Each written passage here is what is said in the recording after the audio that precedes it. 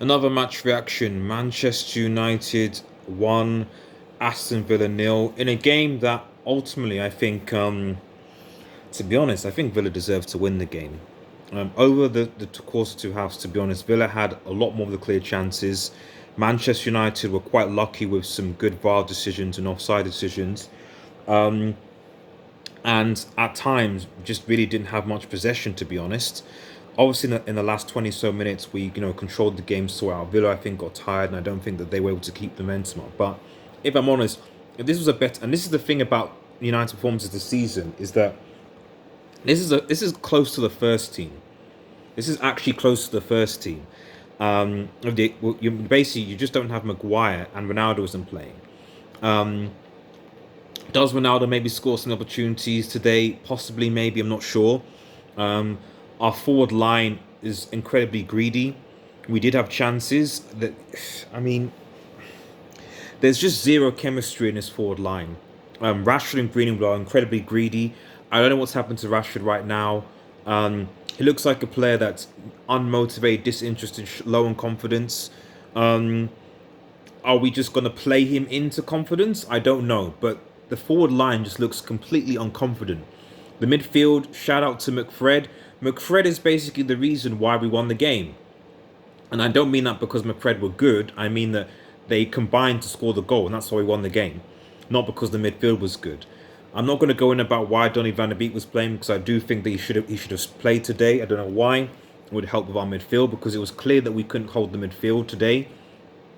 Bruno, I've said several times, and it was so frustrating, is that we need Bruno Fernandes to come deep.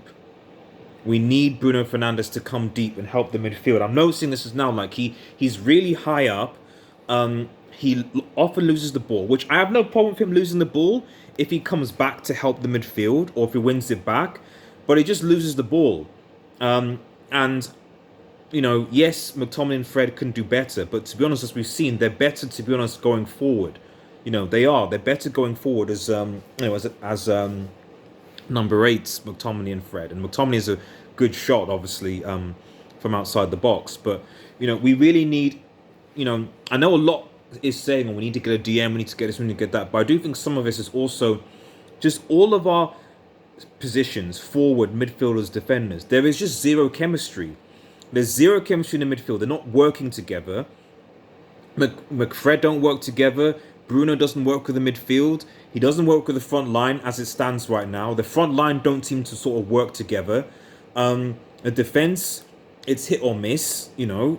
Lindelof today, for example, got exposed quite a few times. Varane, I think, had a solid game. Dalot got exposed quite a bit. Shaw was okay. De Gea, you can make a case as a man of the match. I don't know why McTominay got man of the match. De Gea should have got man of the match, because De Gea kept us in this game. A second close would be possibly Varane, because he was okay.